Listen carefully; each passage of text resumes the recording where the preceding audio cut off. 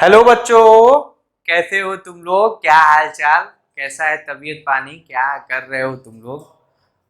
तुम लोग जानते हो कि नहीं, 11 शायद सीबीएसई ने डिक्लेयर किया है कि 10th और 12th का रिजल्ट एग्जाम कैंसिल हो गए हैं। और होना भी चाहिए क्योंकि इस समय बहुत सारी दिक्कतें हैं। और मुझे लग रहा है कि आज मैं जिस टाइम पे वीडियो बना रहा हूँ उस समय 24 आवर्स में 17,000 17,000 केसेस आए हैं कोविड 19 के। तो that is a big amount. अब उसमें एग्जाम दे जाके किसी सेंटर पे देना या एग्जाम कंडक्ट करवाना, ये बहुत रिगरस और बहुत लेंदी प्रोसेस था। प्रोसेस तो छोड़ो, इसमें ये भी दिक्कत था कि मतलब चांसेस, मतलब कोविड 19 के होने के जो चांसेस है वो 90% है। इसलिए मुझे तो लगता है कि I am really thanks to HRD minister to cancel this exam. खैर, हम लोग अपनी बातों पे आते हैं। और हम लोग बच्चे पढ़ रहे थे ग्रेविटेशन, और ग्रेविटेशन चैप्टर में अब हम लोग किसके मोशन में, कहाँ पे हम लोग कहीं ना कहीं कहाँ पे मूव ऑन कर चुके हैं, motion of satellite. Motion of satellite के पहले हम लोग एक थोड़ा सा कंसेप्ट समझते हैं, escape velocity. Escape velocity, escape velocity. Escape का मतलब जानते हो क्या होता है? एस्केप का मतलब होता है भाग जाना। क्या होता है?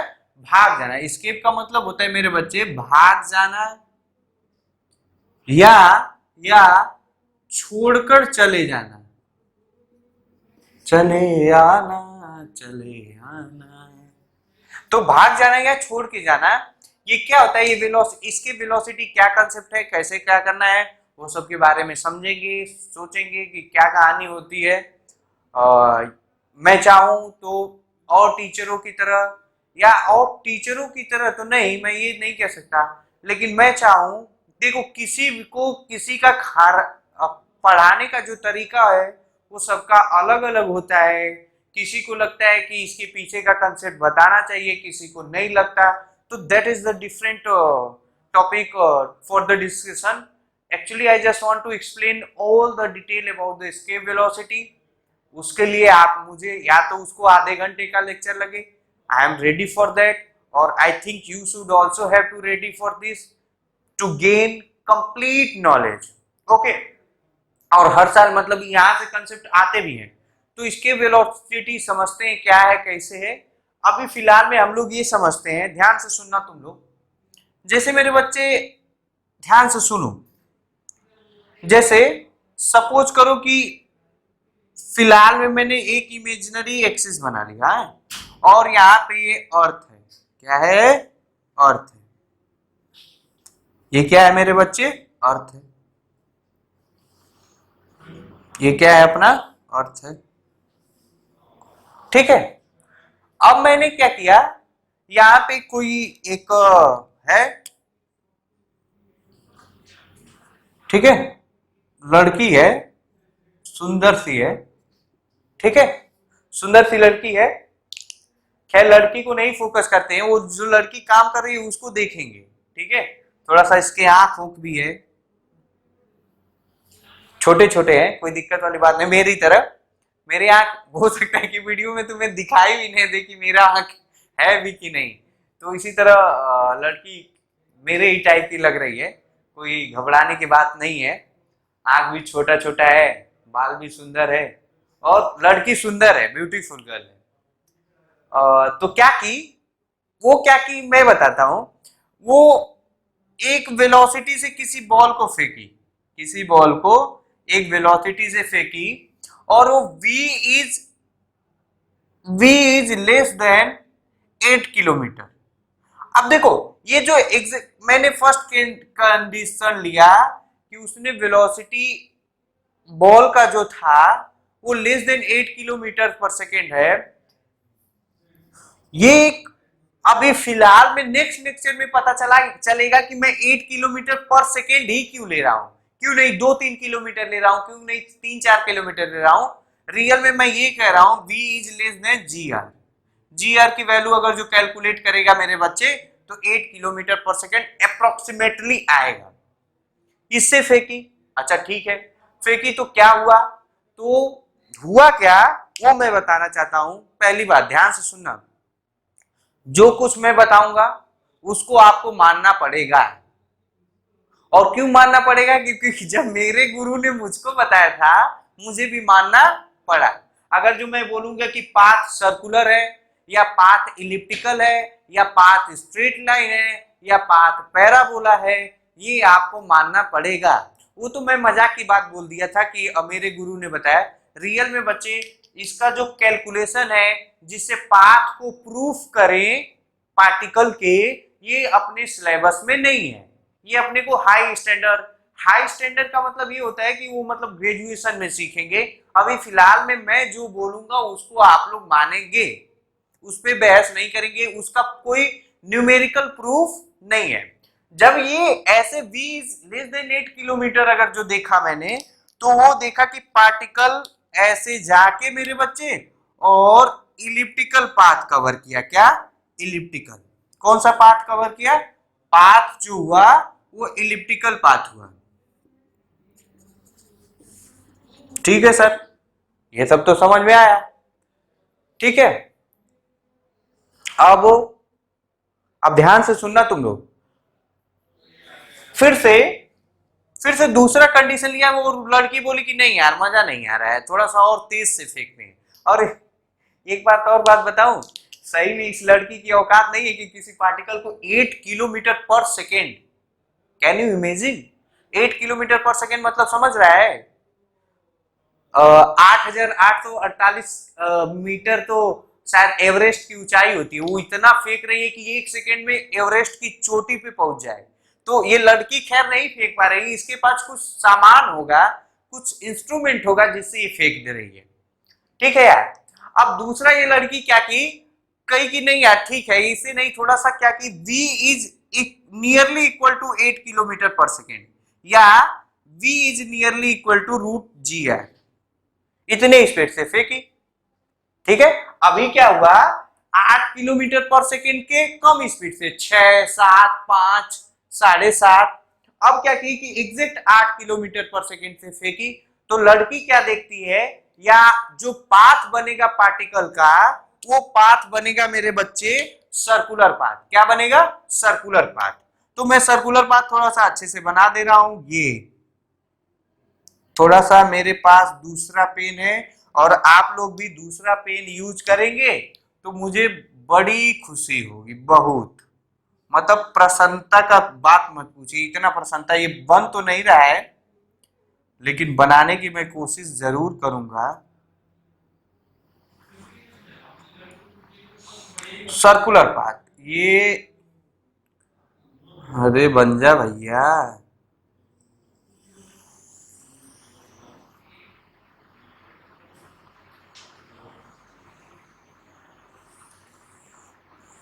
ठीक है, ये पाथ कौन सा होगा, पाथ सर्कुलर होगा, पाथ सर्कुलर होगा। ठीक है, कोई दिक्कत नहीं है, इतना दूर तक तो समझ में आया। अब उस लड़की सोची नहीं ऐसा नहीं है, और तेज से फेंकते हैं। और तेज से फेंकने का मतलब अब क्या की, जो लड़की है वो वेलोसिटी, इस बॉल का वेलोसिटी कितना दिया, velocity is greater than 8 kilometre per second. ठीक है, 8 किलोमीटर पर सेकेंड से, तो फिर क्या हुआ, फिर से ये जो पाथ हुआ फिर से इलिप्टिकल हो गया।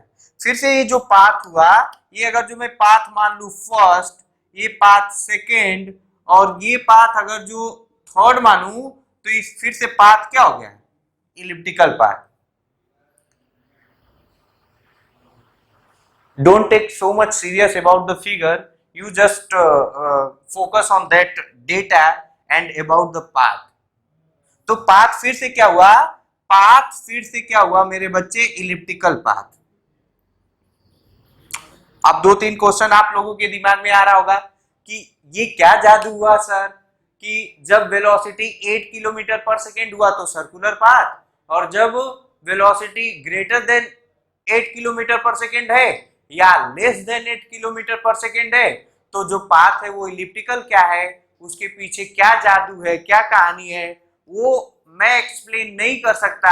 वो एक एक्सपेरिमेंटल डेटा है एक। और दूसरा, अगर जो नेक्स्ट लेक्चर जब हम लोग सैटेलाइट के बारे में पढ़ेंगे कि सैटेलाइट कैसे अर्थ के चारों तरफ मूव करती है सर्कुलर पाथ में या इलिप्टिकल पाथ में, उसमें ये कहीं ना कहीं आपको क्लियर हो जाएगा कि मैं क्यों 8 किलोमीटर पर सेकेंड ही लिया और क्यों इससे ज्यादा के डेटा को ही कंसीडर कर रहा हूं। खैर फिलहाल में हम लोग ये जानेंगे कि थर्ड पाथ भी क्या होगा, इलिप्टिकल पाथ। ठीक है सर, इतना कुछ तो आया। अब लड़की फिर इसको एक्साइटमेंट हुआ, अब बोले कि नहीं इतना नहीं, मैं क्या कर रही हूं, मैं स्पीड जो है वो नियरली इक्वल टू, ये फोर्थ कंडीशन है, ये फोर्थ कंडीशन है ये फोर्थ कंडीशन है। थोड़ा सा मैं चेक कर लूं कि कैमरे में दिख रहा है कि नहीं। हाँ दिख रहा है। ये फोर्थ कंडीशन अगर जो मैं डालूं, फोर्थ कंडीशन मैं यहां डाल दूं, v is nearly equal to 11.2 kilometre per second या v is nearly equal to under root 2 G R, where r is the radius of earth, r is the radius of earth. तो मैं एक जादू देखता हूं, और वो जादू क्या देखता हूं कि ये पार्टिकल, जो पार्टिकल है, जो ये पार्टिकल है, ये अर्थ के सरफेस से ना तो इलिप्टिकल पाथ घूमता है ना सर्कुलर पाथ घूमता है, वो छोड़ के भाग जाता है अर्थ को। क्या हो जाता है, छोड़ के भाग जाता है। क्या हो जाता है, leave the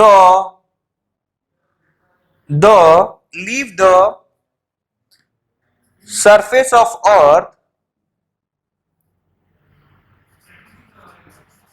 and does not come back। और जो पाथ के बारे में अगर जो मैं डिस्कस करूं, तो पाथ कौन सा होगा मेरे बच्चे, पैराबोलिक होगा। कौन सा पाथ होगा, पैराबोलिक। हाँ बिल्कुल जरूरी है, सब कुछ जानना जरूरी है।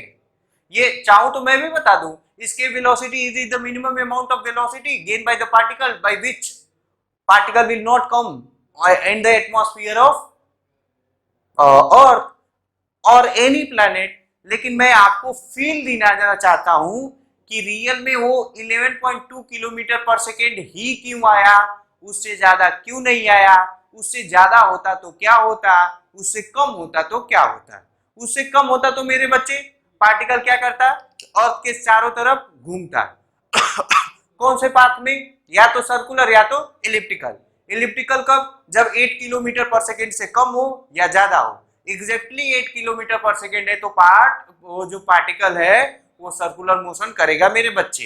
इतना दूर तक आपको समझ में आया, मैं मान के चल रहा हूं। अब यहां पे कहानी, जब वेलोसिटी एग्जैक्टली 11.2 किलोमीटर होगा या √2 होगा, तो पार्टिकल वापस सरफेस पे नहीं आएगा, अर्थ के सरफेस पे नहीं आएगा, और जो पाथ होगा वो क्या होगा, पैराबोलिक।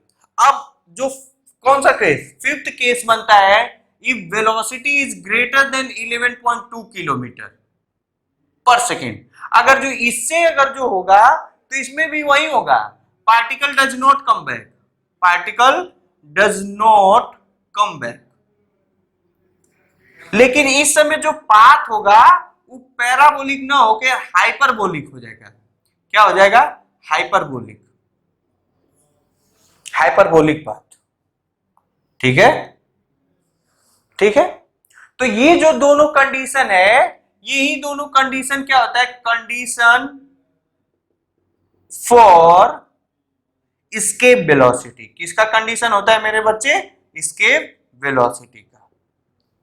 मतलब अगर जो किसी भी पार्टिकल को किसी भी प्लेनेट से अगर जो मूव करना है या चला जाना है, ऐसे जाना है कि वो वापस न आए, उसके लिए वेलोसिटी क्या होना चाहिए, 11.2 किलोमीटर पर सेकेंड। ये बात सरासर गलत है, ये बात सरासर गलत है। क्यों, क्योंकि अलग अलग जो प्लेनेट का जो टेंडेंसी होता है अट्रैक्ट करने का, वो अलग अलग होगा। अभी मैं एक मतलब फॉर्मूला डिराइव करूंगा, उस फॉर्मूला से क्लियर हो जाएगा कि अलग अलग प्लेनेट के लिए एस्केप वेलोसिटी का कंडीशन अलग अलग होता है। खोपड़े में बिठा, दिमाग में समझ कि अगर जो कोई टीचर ये बताया होगा कि अगर जो पार्टिकल को स्केप करने के लिए वेलोसिटी 11.2 किलोमीटर पर सेकेंड होना चाहिए तो गलत है। वो क्या है? गलत है। ये condition only true for earth. This condition only true for earth. किसके लिए है बच्चे मेरे? अर्थ के लिए। अलग अलग प्लेनेट के लिए अलग अलग क्राइटेरिया या कंडीशन होता है एस्केप वेलोसिटी का, लेकिन कंसेप्ट सब में सेम होता है। मतलब जो लॉजिक लगाया जाता है एस्केप करने के लिए वो सबका क्या होता है? सेम होता है। ठीक है? ठीक है, मिटा रहा हूं। पैरा हाइपरबोलिक का मतलब ये पांचवा अगर जो देख लूं तो ऐसे। अच्छा, कुछ और बात करूं तो ध्यान से सुनना। इस समय पाथ 1, इसमें जो एनर्जी होगा उस समय जो एनर्जी होगा वो निगेटिव होगा। क्या होगा मेरे बच्चे? निगेटिव। इसमें भी जो एनर्जी होगा वो क्या होगा? निगेटिव होगा। इसमें जो एनर्जी होगा इसमें एनर्जी जीरो होगा। क्या होगा मेरे बच्चे? जीरो। और इसमें जो एनर्जी होगा वो ग्रेटर देन जीरो होगा। ठीक है ना? V is 11। मैं किस पे सिर्फ किसको फोकस कर रहा हूं? अर्थ को। किसको? अर्थ को। तो अर्थ में अगर जो जब ये पार्टिकल जाएगा, जब v is greater than 11.2 kilometre per second तो एनर्जी ग्रेटर देन जीरो होगा। यहां पे अगर जो एग्जैक्टली 11.2 किलोमीटर है यहां पे लिख रहा हूं ये, इसमें भी एनर्जी क्या होगा? निगेटिव होगा। फोर्थ पार्ट में एनर्जी क्या होगा मेरे बच्चे? एनर्जी जीरो होगा। कब? इसके वेलोसिटी कंडीशन में। क्या मैं देख लूं आपको पूरा पूरा क्लियर दिख रहा है? ऑफ कोर्स दिख रहा है, कोई दिक्कत वाली बात नहीं है, कोई दिक्कत वाली बात नहीं है। अब हम अपन लोग आते हैं जो अपने स्कूल में, कॉलेज में, स्कूल्स में या जो ट्यूशन के टीचर लोग पढ़ाए हैं उस पे बात पे आते हैं। इतनी बात मेरे मन में हार्दिक इच्छा थी कि मैं आपको शेयर करूं। ठीक है, मिटाऊं? मिटा दूं? मिटा दिया।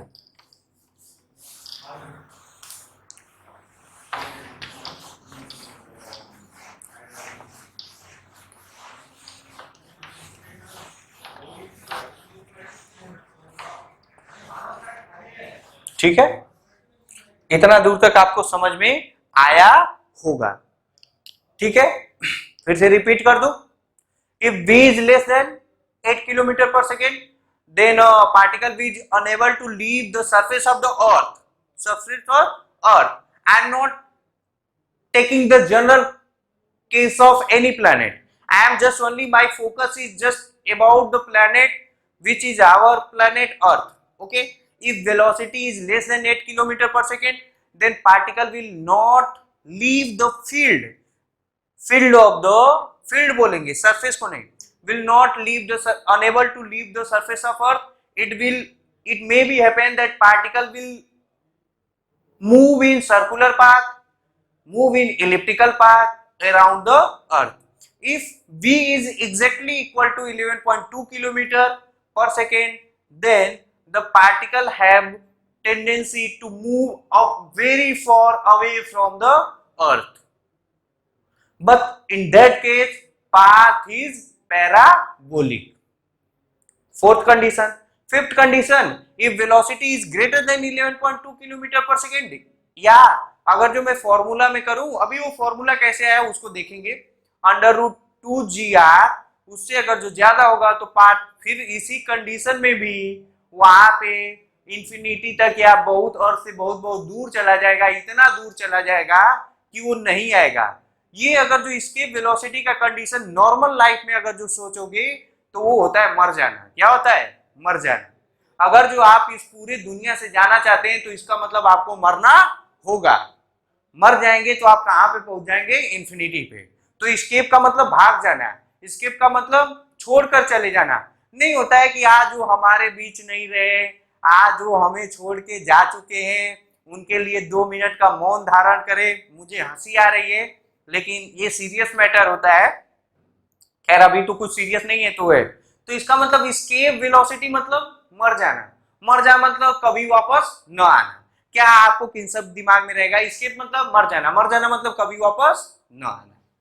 ठीक है, अब कैलकुलेशन करते हैं। कैलकुलेशन, पहले डिफिनीशन लिख लो तो थोड़ा मेरे बच्चे, लिख दो एस्केप वेलोसिटी का डिफिनीशन लिख लो। एस्केप वेलोसिटी का डिफिनीशन लिख ले।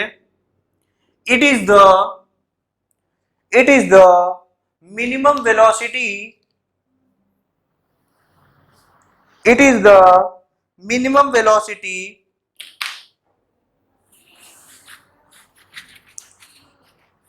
of an object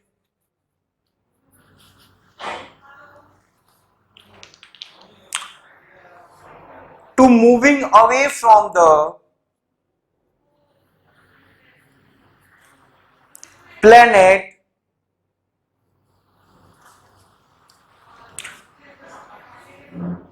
at a point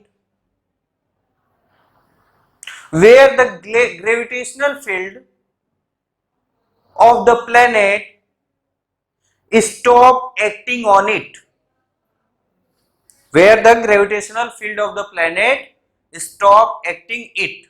मतलब कहने का मतलब ये है कि पार्टिकल को वहां जाना पड़ेगा जहां पे किसी भी प्लेनेट का ग्रेविटेशनल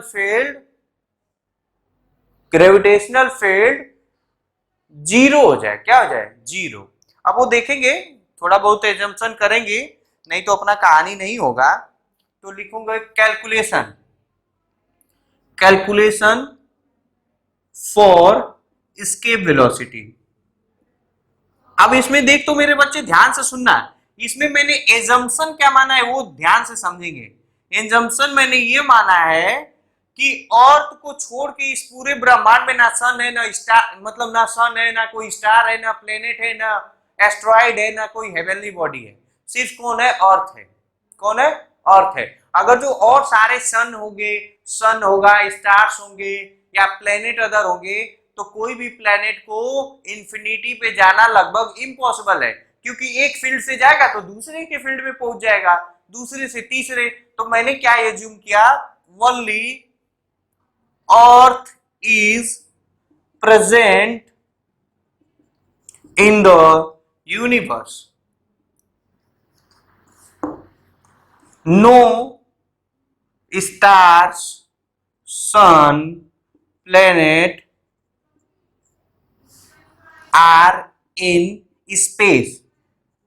कहने का मतलब, अगर जो ध्यान से सुनो मेरे बच्चे, अगर जो मैं इन सबों को अगर जो कैलकुलेशन में लाऊं अपने, तो नहीं होगा, ऐसा नहीं होगा कि तुमने फेंक दिया साला 11.2 किलोमीटर पर सेकेंड से, और पता चला कि कहीं रास्ते में जाके चंदा मामा से टकरा गए, और जब टकरा गए तो पीछे को चले आएंगे। एम आई राइट? पता चले गए और सूर्य देव भगवान जी से टकरा गए तो फिर पीछे चले आएंगे। That's why there will be an assumption which is written in the book. It may be happen that it is not written in book, that we just only consider Earth and all the planet or asteroidal body are not present। ठीक है मेरे बच्चे। अब देखो, ये मैंने मान लिया अर्थ, क्या मान लिया? अर्थ। और इससे यहां पे पार्टिकल की वेलोसिटी मैंने मान लिया, वो स्पेशल केस क्या है? वेलोसिटी ऑफ ई। अब ध्यान से सुनो, अगर जो इसको एस्केप करना है तो इस पार्टिकल को कहां जाना होगा? कहां जाना है होगा? कहां? जहां पे फील्ड क्या हो? जीरो। क्या हो? फील्ड क्या हो? जीरो। और कहां पे फील्ड जीरो होता है? क्या? कहां पे फील्ड जीरो होता है? इंफिनिटी पे। कहां पे? इंफिनिटी पे। इसका मतलब इस पार्टिकल को कहां जाना होगा? कहां जाना होगा? इंफिनिटी पे। As we know to escape the particles from a planet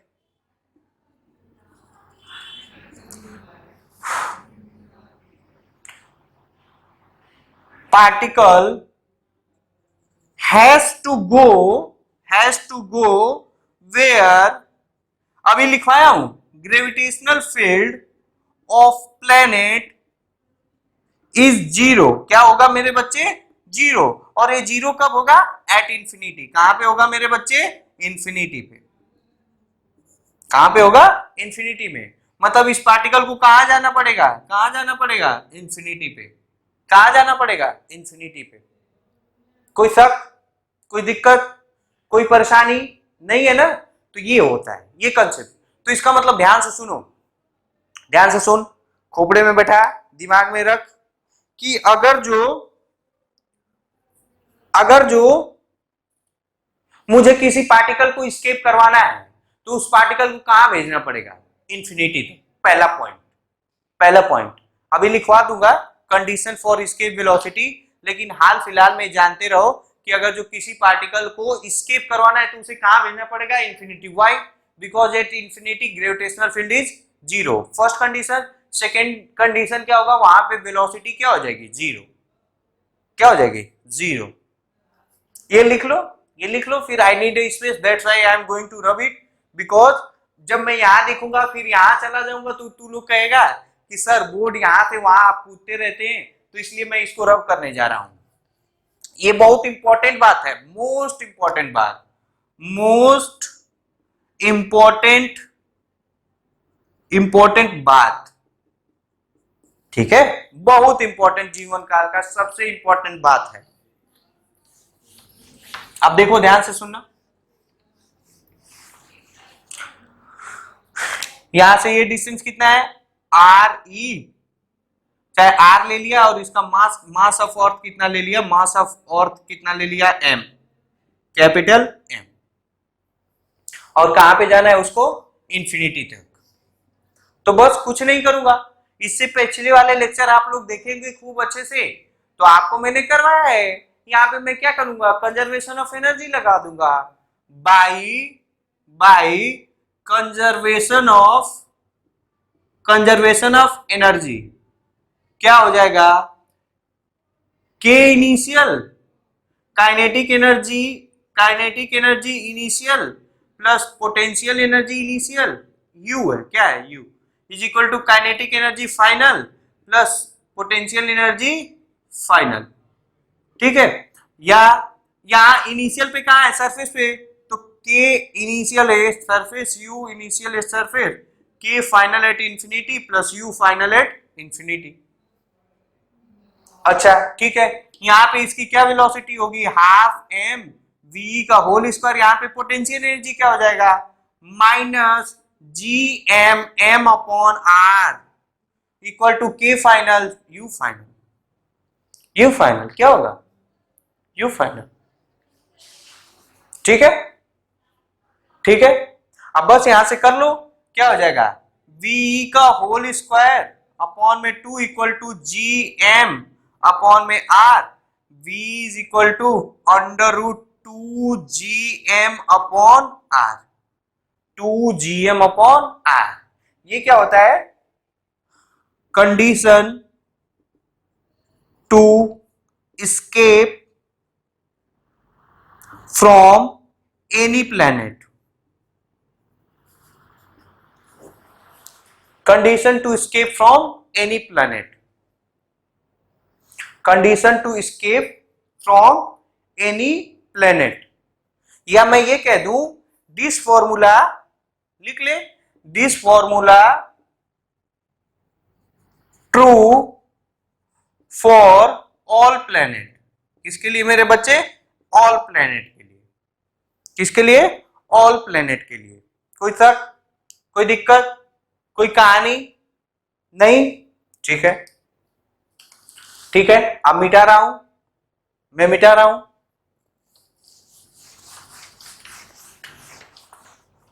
इसका मतलब मैंने एक कंक्लूजन क्या निकाला?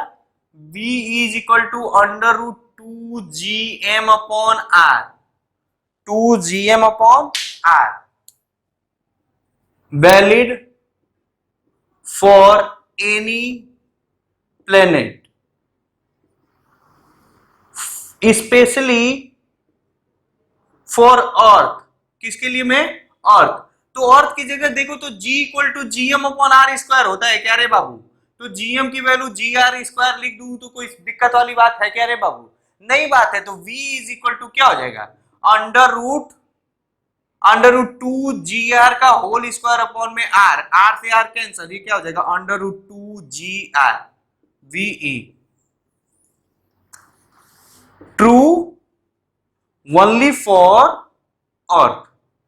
किसके लिए? अर्थ। किसके लिए? अर्थ के लिए।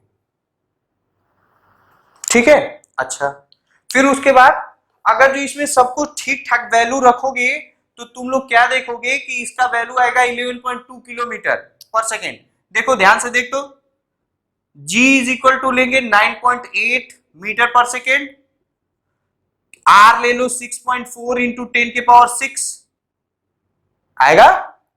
रेडियस ऑफ अर्थ कितना होता है? 6400 किलोमीटर, उसी को मैंने किया है। तो ये कितना हो जाएगा?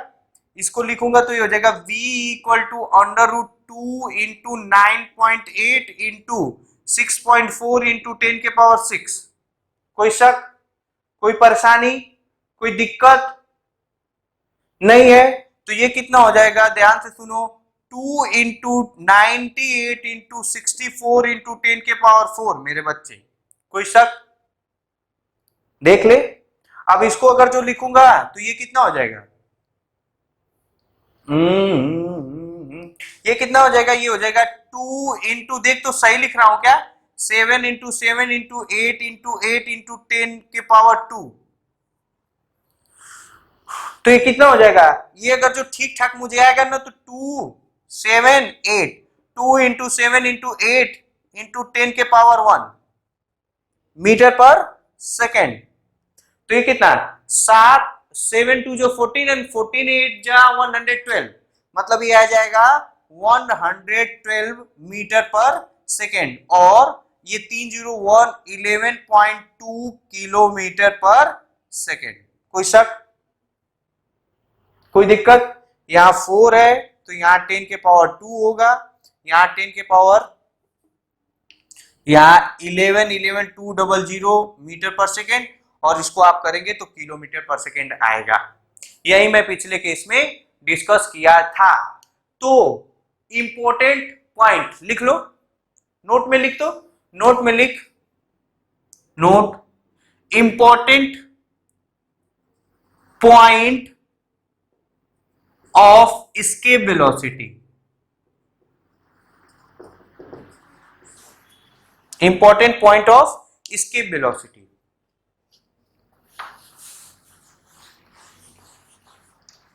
तो पहला कंडीशन ये लिखो, पहला इंपॉर्टेंट पॉइंट ये लिखो कि पहला इंपॉर्टेंट पॉइंट ये है, पहला पॉइंट इंपॉर्टेंट पॉइंट ये है, ध्यान से सुनो, अगर जो किसी भी पार्टिकल को किसी भी प्लेनेट से एस्केप करना है तो उसके पास इतनी वेलोसिटी होना चाहिए ताकि वो इंफिनिटी पे पहुंच जाए, जहां पे उस प्लेनेट का फील्ड क्या होता है? जीरो। क्या होता है? जीरो। तो लिखो पहला point, to escape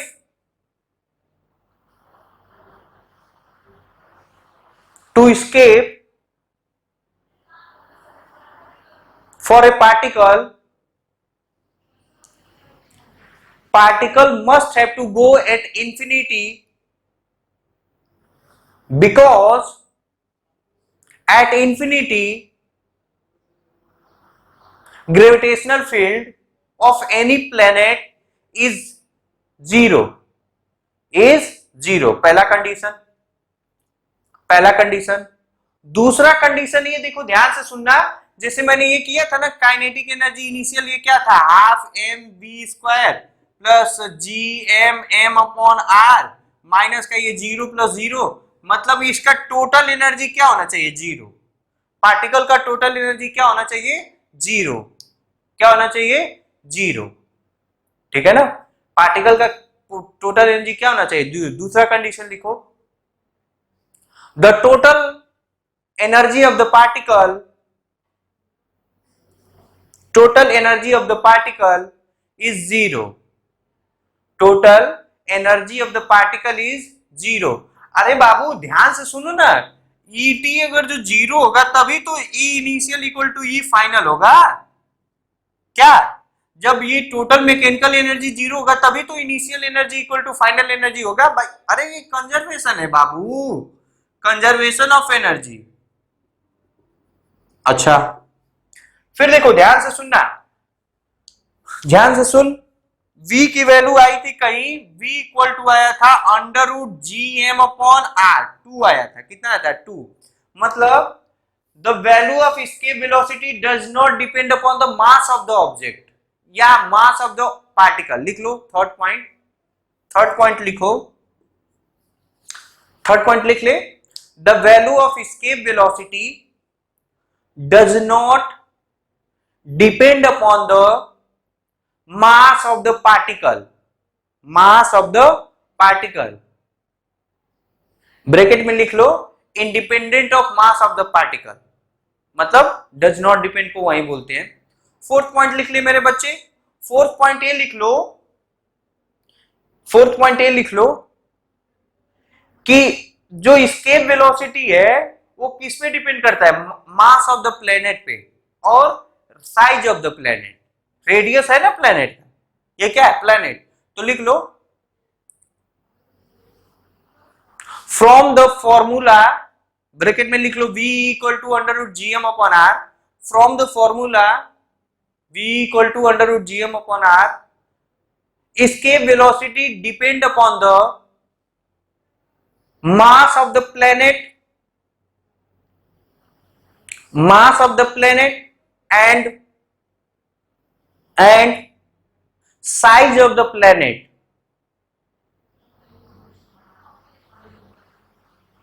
That's why different planet have different value of escape velocity, different planet have different value of escape velocity।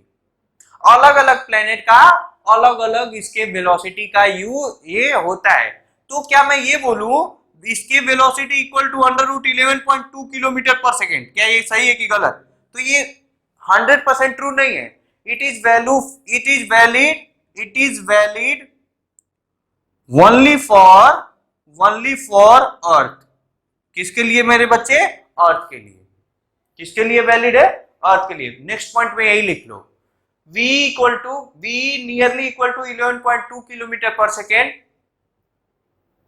It is only valid for अर्थ। किसके लिए है? अर्थ के लिए वैलिड है। ठीक है ना? अच्छा अब थोड़ा मैं देख लूं वीडियो का लेंथ ज्यादा तो नहीं हो रहा है। हाँ ठीक है, 3-4 मिनट का और है, बता देता हूं और एक आध concept.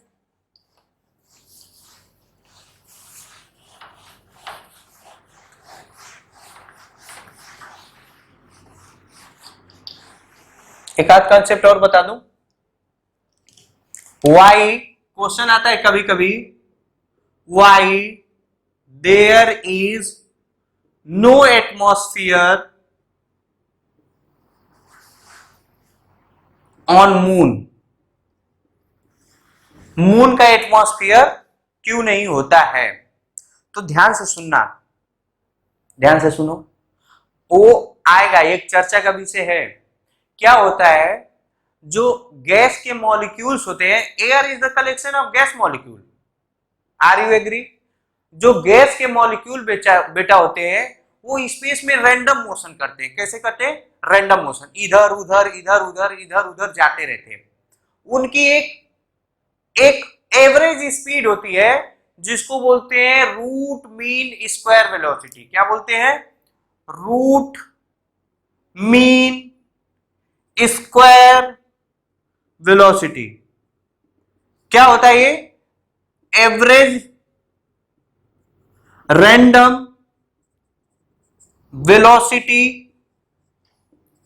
Velocity of gas particles. खैर ये अलग चर्चा का विषय है, डिटेल कहां हम लोग पढ़ेंगे? केटीजी चैप्टर में, डिटेल स्टडी इन केटीजी। कहां? केटीजी में। खैर बस जानकारी के लिए जान जाओ, इसको डिनोट करते हैं इसे VRMS is equal to under root होता है 3RT अपॉन में m। ये क्या होता नहीं होता, where R is the gas constant, R is gas constant और T है टेम्परेचर। ये इसलिए लिखवा दो क्योंकि T को तुम लोग टाइम पीरियड पर समझ जाओगे और R को रेडियस ऑफ अर्थ समझ जाओगे। नहीं, root mean square velocity 3RT upon M. M ये क्या है? Root mean square velocity. तो ध्यान से सुनना। और जो अर्थ के जो गैस के पार्टिकल होते हैं वो रैंडम मोशन करते हैं और उनका एक एवरेज वेलोसिटी होता है जिसको बोलते हैं रूट मीन स्क्वायर वेलोसिटी। अब ध्यान से सोचो कि अगर जो ये रूट मीन स्क्वायर की वेलोसिटी 11.2 किलोमीटर पर सेकेंड से ज्यादा होगी तो क्या वो अर्थ के एटमॉस्फेयर में रुकेंगे? नहीं, वो भाग जाएंगे। क्या करेंगे? भाग जाएंगे। तो कहीं ना कहीं इसके वेलोसिटी और रूट मीन स्क्वायर का आपस में एक रिलेशन होना चाहिए। If root mean square velocity is less than the escape velocity, then the particle exist in the atmosphere of any planet. But if root mean square velocity is greater than the escape velocity, then the gas molecule or the particles of air go away from that planet. मतलब बहुत दूर चले जाएंगे। This condition is happen with the moon because VRMS speed of the gas particle at the moon is very greater या very large than this quantity, escape velocity। अगर जो मैं बोलूं ये लिख लो, ये मैं मिटा रहा हूं। क्या मैं बताना चाहता हूं उस बात को समझिए। सिंस इसका आंसर ऐसे लिखेंगे बिकॉज वी escape ऑफ मून होता है, ये होता है, मैं थोड़ा सा डेटा मेरे पास है मैं उसको लिख दूं। वो डेटा है 3.2 किलोमीटर पर सेकेंड है क्या? थोड़ा मैं देख लूं। आई डोंट हैव मोबाइल, फिर भी देख ले रहा हूं। मेरे पास डेटा है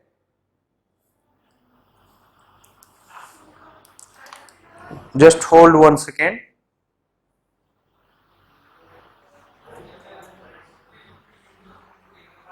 हाँ 2.3 किलोमीटर, ये होता है 2.3 किलोमीटर पर सेकेंड। और निकल भी जाएगा, अगर जो चाहोगे तो निकल भी जाएगा। खैर उस पर वो चर्चा का विषय नहीं है।